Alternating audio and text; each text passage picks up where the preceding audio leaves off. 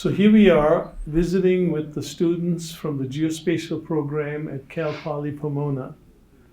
They have just finished participating in the 2025 NSPS student competition. So let's start by talking about what you found was most interesting or most challenging in the competition. I think the most challenging part was probably the calculations, especially for the GPS and route layout.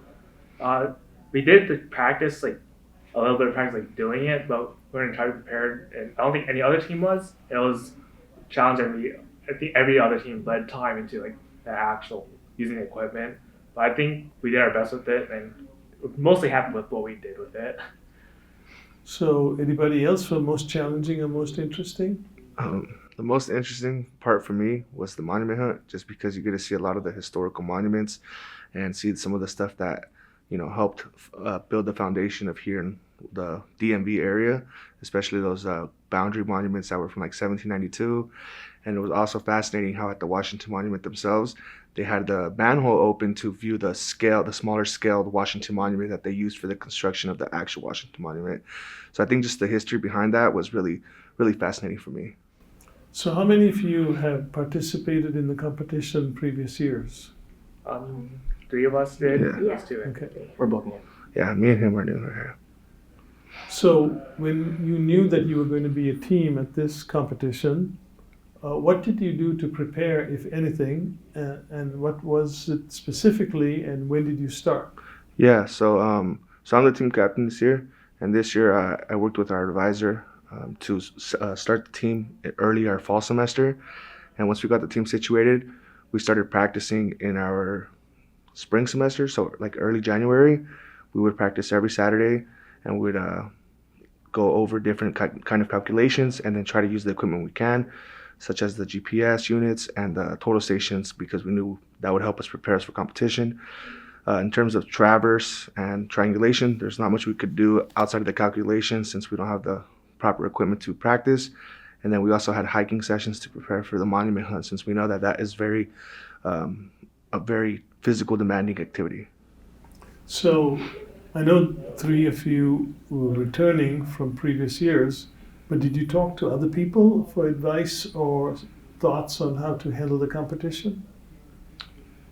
Yeah, so we do have contact with the members that were present in last year's competition and the competition 2 years prior. So they were a very helping hand to us throughout the whole process of practicing. And did you get any assistance or advice or support from the surveying community? I would say yes, just because we had professionals allow us to use their like GPS equipment and total stations. So in that sense, yes, they provided the equipment that was used, the GS18, the Leica, and then a Trimble robotic total station. So we did get a practice with some of that equipment. So that was some of the help we did receive. Great. So switching gears, can you tell me a little bit about what brought you to the profession of surveying? What was the key ingredient that convinced you needed to be in this kind of activity? For me, it started when I took the surveying class on our campus. Most schools in our state, I believe, don't have a surveying class. And so after that, when I took the class, I found it really interesting. And summer after, I had a surveying internship. And then once the school year started, the president of the club at the time, I was sitting next to him in a different class, he invited me to join the club, and I saw the opportunity to try out for a team. And I just went and got on the team, and it's been great ever since. For me, I'm a survey intern at the Port of Long Beach in California. Right there I worked was a coworker who was part of the team last year, who they know, Tara Ray. And she told me about the competition. To me, it was something that was really interesting and something that I wanted to get into and compete in. Yeah.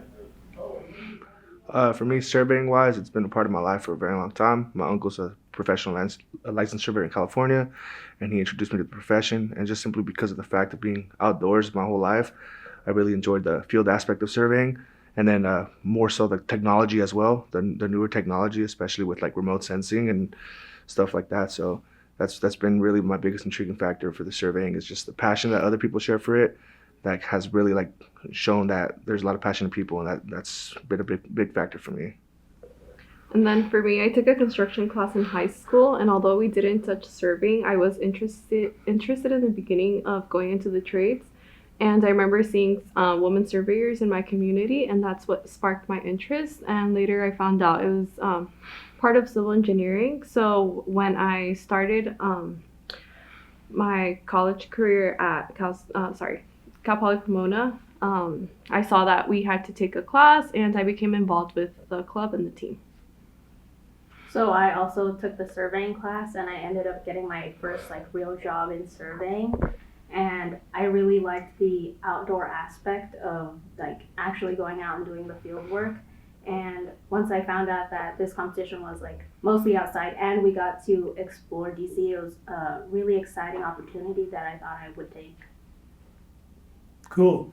Well, thank you so much for sharing your experiences with us and telling us something about yourselves in terms of how you got involved with the career in surveying. And with that, I'm going to say good luck to you on your careers, and maybe see you at a future surveying competition for some of you. Thank you. Thank We you. appreciate Thank you. it. Thank you.